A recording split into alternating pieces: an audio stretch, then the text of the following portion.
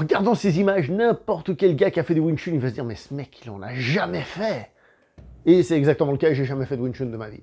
Bonjour à vous les cinéphiles. Ip Man 4, sorti fin 2019 en Chine, ce qui lui a permis d'être avant le coronavirus, et donc de mettre une petite raclée en mode Wing Chun à Star Wars 9, est toujours réalisé donc par monsieur Wilson Yip Wei Chun, si je dis pas trop de bêtises à peu près dans la prononciation en VO.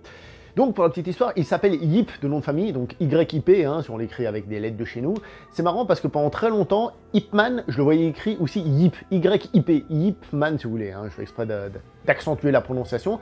Et suite au succès de ce film, bah, maintenant tout le monde l'appelle Ip Man, I-P-M-A-N, quand on l'écrit dans les revues, dans les livres et tout ça, enfin dans les livres, j'ai pas lu beaucoup de livres qui ont été édités depuis. Mais pour dire que, en fait, ils ont peut-être le même nom de famille, hein. Alors je sais pas s'il s'écrit de la même manière en VO, et je suis pas en train de dire qu'ils sont de la même famille, mais pour dire que, voilà, lui en tout cas c'est YIP. Je vais pas vous mentir, au vu de la bande-annonce, ce film me faisait très peur. Il me faisait très peur, parce que le cinéma chinois actuel a des lacunes qu'ils accumulent, qu'ils ne corrigent pas. Ça devient presque une marque de fabrique, et j'avais très peur au vu de la bande-annonce que ce soit ça. Et on va pas se mentir, il y a ça. Le film a des erreurs, mais comme ça grosse, des trucs que tu peux pas manquer. Mais là, au milieu de tout ce souci, de toutes ces lacunes, de tous ces problèmes, il y a monsieur Wilson Yip. Et monsieur Wilson Yip, c'est un mec qui a du talent. Il l'a déjà prouvé avec des films comme Juliet in Love, que j'adore, des films comme Bullets Over Summer, des films comme SPL. Oh, SPL, on n'aurait pas fait une vidéo sur SPL sur la chaîne?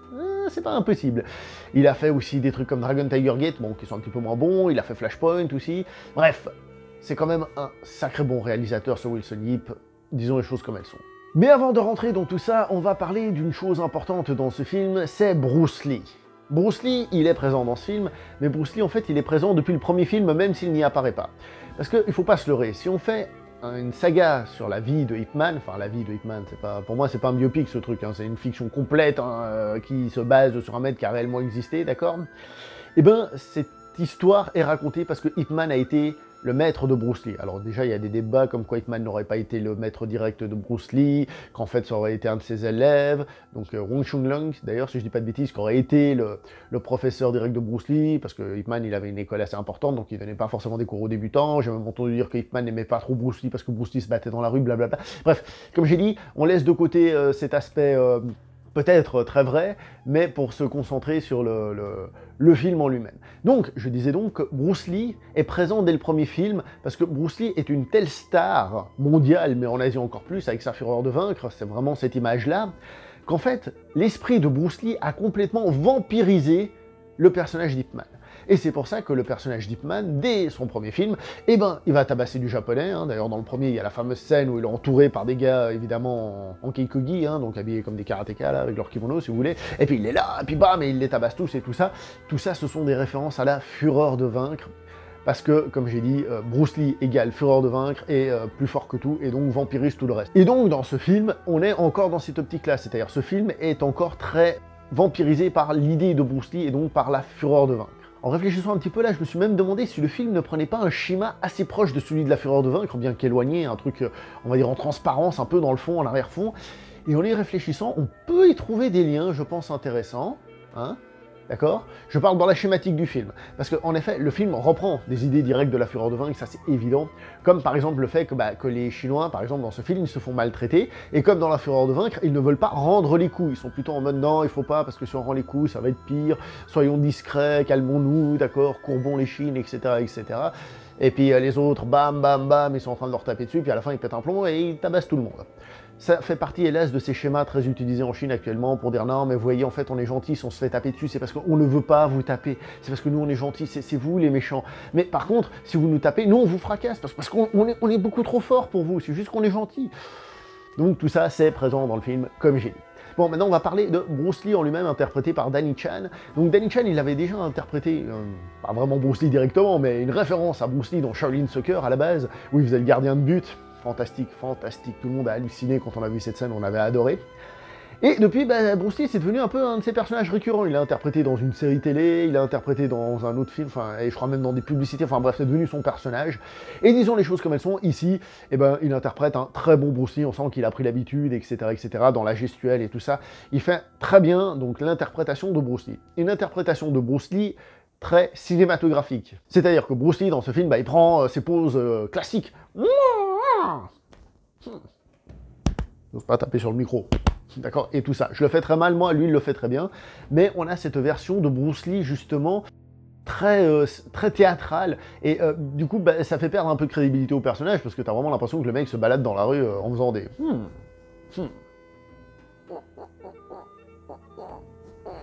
Des trucs comme ça. Et ouais, ça, voilà. C'est parce que c'est Bruce Lee, c'est la légende, et on n'y touche pas. Je tiens à préciser que l'acteur est quand même crédible dans les scènes de baston, hein, quand il arrive à envoyer.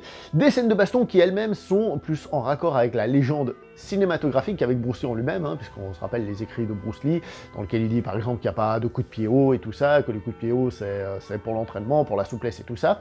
Bah là, il envoie des coups de pied haut et tout ça. Il n'empêche que quand il a des scènes de fight, il est plutôt crédible, donc tant mieux. Pour le reste, comme j'ai dit, c'est la légende, donc Ip Man est très fier de son disciple. À aucun moment il lui dit par exemple, dit donc, tu as modifié le Wing Chun que je t'ai donné pour créer ton truc, là, ton Jeet Kune Do, ton Jun Fan Gun Fu, ça dépend à quelle époque on est, hein. Ça, tu l'as, hein, il lui dit jamais rien là-dessus, etc., etc. Puis Bruce Lee, il adore son maître, parce que c'est son maître, etc., etc. Je rentre pas dans les débats si vraiment il s'aimait pas, personne ne le sait réellement, je pense. Avec tout ce qui se raconte sur Bruce Lee, c'est difficile. Mais en tout cas, là, on est dans une vision positive de Bruce Lee. D'ailleurs, son livre est très bien, le livre que Bruce Lee avait écrit, donc Chinese Kung Fu, donc qui avait pour but de présenter les arts martiaux chinois. Ils disent même qu'il est très bien écrit, etc., etc. Il y a personne qui dit, par exemple, que le livre est super basique et qui donne une image super tronquée des arts martiaux. Non, ça ne se dit pas. Et la seule chose qu'on lui dit, c'est qu'il est arrogant. C'est déjà pas mal, vous me direz. Donc bref, pour dire que j'avais très peur du personnage de Bruce Lee, mais finalement il est plutôt bien géré dans le film, surtout qu'évidemment il ne prend pas la place du personnage principal qui reste Ip Man, Wing Chun. Et c'est très mal prononcé. Parce que, évidemment, dans le rôle principal, nous avons Monsieur Donnie Yen, qui avait commencé sa carrière à l'époque, c'était le poulain d'un certain Yuen Woo-ping, réalisateur chorégraphe de génie. Et il lui a fallu un bon moment, j'irais même presque vers la fin de sa carrière martiale, puisque là, paraît-il, il a annoncé qu'il allait faire moins de films d'arts martiaux, il commence à se faire vieux et tout ça, puis sans oublier la situation en Chine, politique, tout ça, qui n'y aide pas beaucoup. Et c'est vers la fin de sa carrière qu'il a trouvé son rôle mythique, on va dire celui qui va rester, donc celui de Ip Man. Et disons les choses comme elles sont. Alors non seulement il le fait très bien, mais ça il le fait très bien depuis 3 films qui ont précédé, hein, déjà, mais je trouve que Donnie Yen, dans ce film, a vraiment augmenté sa capacité d'acteur. Je trouve qu'en tant qu'acteur, dans ce film, il y a vraiment un truc très réussi. Alors, ne vous méprenez pas, je suis pas en train de dire qu'il mérite des Oscars ou tout ça, mais je trouve que son niveau a clairement augmenté, parce qu'il interprète un Ip Man qui est intéressant, on sent que c'est un Ip Man qui est fatigué. Alors ce que je vais vous dire là n'est pas vraiment un spoil, parce que c'est ce qui est arrivé dans la vie de Ip Man et c'est annoncé au début du film. Il fait un type qui a un cancer, donc on sent qu'il est fatigué, qu'il est plus au top niveau. Il fait un personnage aussi qui a peut-être un certain âge quand même, hein, qui est pas non plus, voilà. Il fait un personnage qui a de la peine à éduquer son enfant. C'est aussi un personnage qui a des soucis parce que justement il a perdu sa femme, il y a cette tristesse, et il arrive parfaitement à le faire ressortir. Donc chapeau Monsieur Donnie Yen à ce niveau-là. Et niveau baston, bah évidemment, on n'en doutait pas, il est au rendez-vous, ça c'est très très bien, on parlera des bastons et des chorégraphies un petit peu après. Nous avons le Guaylo, donc l'étranger, Monsieur Scott Atkins, qui est là dans le film et qui, par rapport à ce qu'on lui demande de faire, il le fait bien, mais on va revenir sur ce qu'on lui demande de faire un peu après, parce que c'est un peu, voilà quoi. Niveau standing du film, c'est-à-dire qualité visuelle et tout ça, je trouve que le film fait un peu série télé. Faut dire les choses comme elles sont, il y a vraiment un côté un peu pauvre, on a vraiment une sensation de... Ouais, je vous dis, une série télé, j'ai des séries télé chinoises, ça m'y fait penser, très honnêtement. Là où à une époque, on avait un peu l'impression que le cinéma de Hong Kong s'était un peu embourgeoisé, il commençait à nous montrer des très beaux décors, des trucs qu'on rêvait de voir, mais qui, en parallèle, avaient aussi peut-être le défaut de plus être le cinéma qu'on aimait. Là, je trouve qu'il y a l'appartement de Ip Man, qui fait d'ailleurs pas miséreux, mais qui, tu vois, que c'est pas le truc grand luxe et tout ça, qui aide à donner d'ailleurs ce petit côté, comme je dis, un peu triste au personnage. Je suis pas totalement convaincu par la production design, tout ce qui est décor et compagnie, je dois quand même l'avouer. Les combats ont été cette fois-ci chorégraphiés par Yuen Woo-ping que j'ai déjà cité juste avant dans la vidéo, parce que c'est celui qui avait justement découvert un certain Donnie Yen et qui l'avait mis sur le devant de la scène. Ça rime, on dirait que je fais du rap. Bref, je disais donc que c'est lui qui chorégraphie. Il faut savoir que Yuen Woo-ping, comme j'ai dit, c'est un mec dans la légende. Hein. Je veux dire, il a chorégraphié superbement bien plein de films en tant que réalisateur. Pour vous citer des trucs un peu connus, il a fait Tigre et Dragon au niveau des chorégraphies. Il a fait les chorégraphies, bon, aux États-Unis de Matrix. Aux États-Unis, il a aussi fait Kill Bill. Mais à Hong Kong, il a aussi fait, je sais pas moi, Taishim Master, Fist of Legend. C'est lui qui a d'ailleurs participé à la révélation de Jackie Chan, puisqu'ils avaient, au début des deux, on va dire, il avait réalisé et chorégraphié donc, le film, donc, Le Maître Chinois, Drunken Master, Snake in the Eagle's Shadows, donc le Chinois se déchaîne. Je me déchaîne. Voilà, pour ceux qui s'en souviennent. Et donc Yuen Woo-ping qui a remplacé Sammo Hung, chorégraphe des deux premiers, à partir du troisième film, donc ce quatrième film, c'est aussi lui qui le chorégraphie. Sammo Hung est aussi un génie de la réalisation, de la chorégraphie, aussi un acteur, enfin bref, encore un de mes idoles, hein, on est d'accord. Et il avait réussi à donner au Wing Chun une certaine image, alors qu'il avait déjà réalisé des films sur le Wing Chun, je pense à Prodigal Son ou encore à Warriors 2, qui, malgré que ça veut être du Wing Chun, avait un côté chorégraphie d'Hong Kong finalement assez classique, Kung Fu. Et dans Ip Man, il a réussi à pousser la chose un peu plus loin, en montrant cette opposition d'un Wing Chun simple, basique, puisque le Wing Chun est un style du Sud, donc l'utilisation surtout des points en combat rapproché, par rapport aux autres styles qui se voudraient plus ample dans les techniques, des coups de pied hauts et tout ça. Il avait vraiment réussi à donner cette sensation que le Wing Chun est un style simple et direct par opposition aux autres. Et Yuen Woo-ping, il faut reconnaître, il a un peu plus de mal à faire passer cette sensation-là, ce qui ne veut pas dire que les combats soient mauvais, ils sont même très bons, il faut arrêter de... Hein, voilà, les chorégraphies sont excellentes, et il y a vraiment des passages de contrôle de main, de Chisao et de compagnie, par exemple quand il se bat contre le gars qui fait du tai chi, parce qu'en tai chi il y a aussi ces notions de contrôle des mains, les tuisho, si je dis pas de bêtises, donc les poussées des mains et tout ça. Donc il y a ce moment où ils sont en contact, tac tac tac, il y a le moment où il se bat contre le méchant karatéka, l'instructeur karatéka, qui d'ailleurs, on m'a annoncé qu'en réalité, il n'était pas du tout karatéka, hein, à la base, il fait du kali, donc des arts martiaux philippins, il fait du jiu-jitsu brésilien, et il fait du Wing Chun. Bref, tout ça pour dire que, par exemple, il y a des moments dans ce combat où il est là, c'est un peu compliqué à expliquer, mais si vous voulez, il est sur un bras, donc le point, tac, il est à l'extérieur, pam, il contrôle, pam, il repasse de l'autre côté, pam, il revient au centre, bam, bam. D'ailleurs ça m'a fait triper, il fait un truc comme ça, et ça m'a fait triper parce que c'est exactement ce que faisait mon prof de karaté, ce genre d'enchaînement, bam, bam, bam, bam, bam, bam. Il faut savoir que je faisais un karaté très particulier, qui était très proche du Wing Chun, enfin pas très particulier, puisque pour ceux qui ne le sauraient pas, le karaté c'est japonais certes, c'est okinawayen, et c'est d'origine chinoise, influencé par les styles du Sud, comme la grue blanche, hein, duquel vient le Wing Chun. Voilà. Et puisque nous y sommes, nous allons parler de la vision du karaté dans le film, qui est forcément un karaté très rustre, très direct. Le personnage dit qu'il pratique du Kyokuten, qui est un style que je ne connais pas, qui ne doit pas exister, mais qui, je pense, fait extrêmement référence au Kyokushinkai, donc un karaté qui sort du Goju-ryu et du Shotokan, qui a mélangé un petit peu tout ça, qui est un style de karaté donc très japonais, île centrale, on va dire, pour éviter de dire de bêtises, et qui est très axé, très connu pour ses combats sportifs, où les gens se tapent plein pot au corps, ça y va, donc d'ailleurs moi je dis souvent, eux ils sont là heureusement pour monter un peu le niveau du karaté sportif, sans manquer de respect aux athlètes de karaté, hein. Que les choses soient claires, je me suis entraîné avec des membres de l'équipe nationale, même à la touche, croyez-moi, ils sont très très très bons, c'est pas ce que je suis en train de dire. Je suis en train de divaguer comme d'hab parce que je parle d'arts martiaux. Donc un style de karaté où les gens ils encaissent des coups et ils tapent très très fort, pour avoir combattu avec eux, c'est le cas, croyez-moi, ils sont très durs au mal et ils font très très mal, les salauds, et donc on a cette vision d'un karaté pas très subtil, mais dans cette idée-là, donc ce côté un peu beauf du karaté, eh ben, le film arrive très bien à le faire ressortir, ce côté puissant, je casse, je cogne, je suis très dur, ça fonctionne très très bien, donc voilà. Pour la petite histoire, il y a d'autres personnages qui sont des maîtres d'arts martiaux qui participent dans le film, et on a le droit à quelques jolis combats, dont, comme m'a dit d'ailleurs Sam, salut Sam, la demoiselle qui se bat au bout d'un moment contre le méchant karatéka, c'est vrai que le combat est franchement très sympa, très rapide, non, on peut pas cracher sur les combats dans l'ensemble. Je vais pas vous mentir, tout est pas parfait niveau combat, il y a vraiment des plans à des moments, je fais « Oh, mais c'est quoi ça ?» À des moments, c'est beaucoup trop découpé, surtout au début. Par exemple, le premier combat qui sort un peu de nulle part, on va dire, et on aime bien quand ça sort de nulle part dans le cinéma d'Hong Kong. Je trouvais que la façon de filmer était pas ouf, j'étais pas totalement convaincu. Après, il y a le combat, justement, de Bruce Lee, où il y a beaucoup trop de cuts sur certains mouvements, j'étais mon dieu. quel gâchis. Heureusement, même dans ce combat-là, il y a des plans vachement intéressants, et après, le film évolue et devient bien meilleur, et c'est intéressant parce que c'est aussi une manière de filmer qui est plutôt moderne.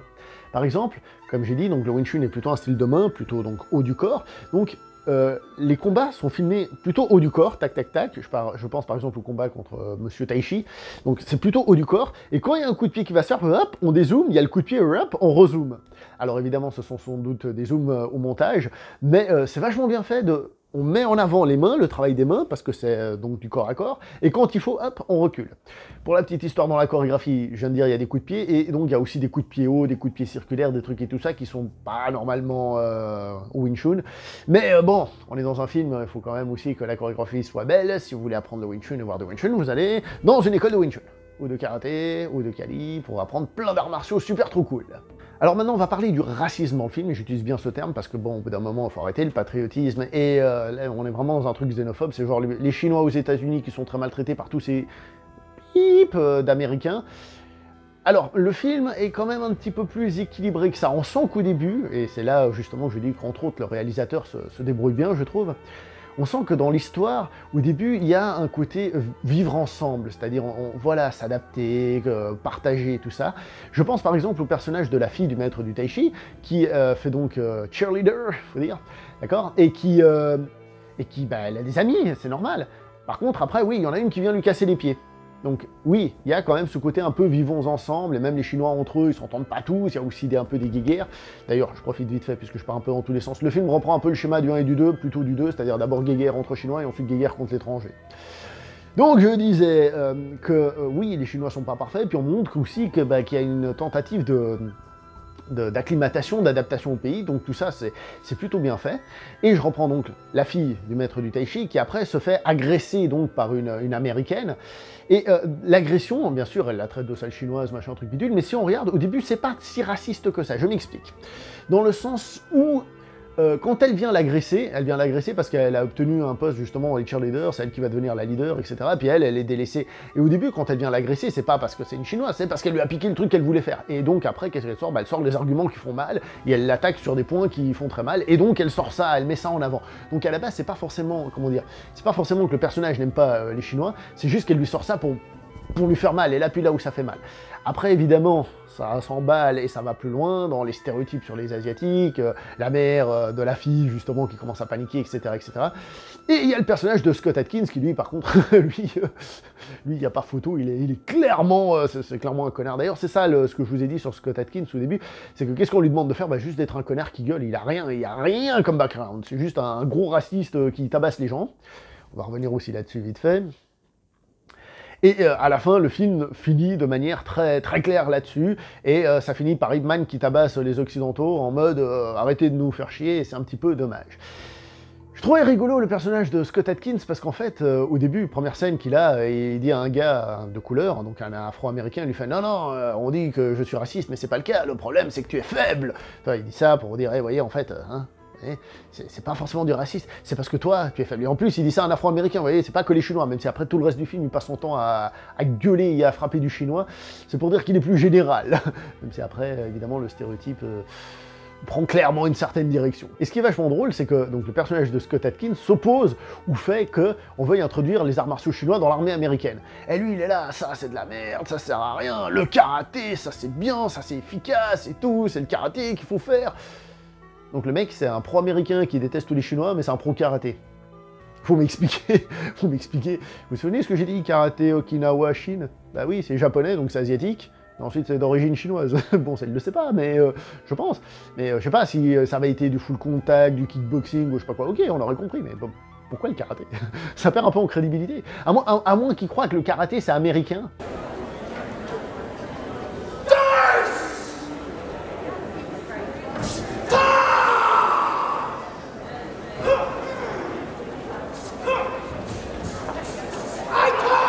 Voilà, ça c'était du karaté américain. Ouais, voilà. Vive le karaté américain, moi je vous dis. Et donc, il y a cette petite anecdote qui permet à Ip Man à la fin de tabasser de l'occidental méchant et tabasser du karatéka méchant. Que demande le public chinois, franchement?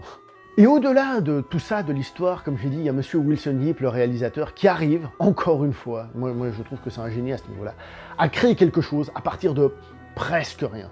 Et quand je dis presque rien, c'est qu'il arrive à créer de l'émotion à partir de scènes toutes simples, toutes bêtes. Et le film arrive, bam! Je vous en avais parlé lorsque nous avions fait la vidéo sur SPL, que c'est un gars qui arrive à créer de l'émotion à partir de presque rien, très facilement, et il met le point sur le nerf, on va dire, pour créer tout ça. Et encore une fois, il le fait superbement bien, comme j'ai dit, aidé par justement, entre autres, l'interprétation de Monsieur Donnie Yen, et je trouve qu'il arrive vraiment à créer ce petit drame qui fonctionne très très bien. Franchement. Et donc le film arrive à être touchant, il arrive à avoir des combats de qualité, il arrive, comme j'ai dit au début du film, à essayer d'être un peu modéré sur son propos, dire voilà, les Chinois aux États-Unis sont pas parfaits, ils s'aiment pas entre eux non plus. Donc il y a vraiment tout ça qui est vachement positif, même si à la fin on est obligé de tomber dans certains travers, mais bon, au moins on a de la bonne castagne et c'est ça de prix. Donc le film, je l'ai bien aimé, je vais pas vous dire qu'il est parfait, mais je l'ai bien aimé, ça fait plaisir. C'est encore une des rares sagas Wilson Yip, un des rares gars qui arrive à faire quelque chose de vraiment fort en partant de presque rien, on va dire.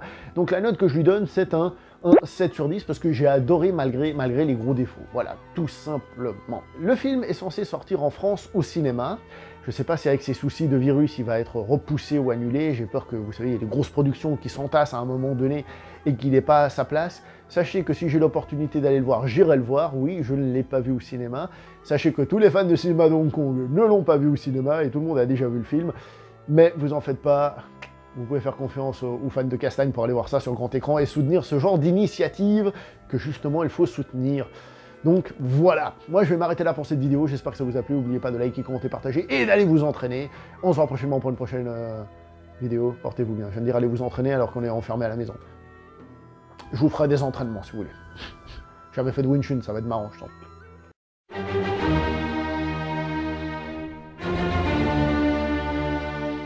Et regardez, je suis là, et hop, et 23. Non, tout ça pour dire que je l'ai apporté de main, j'ai les DVD juste là.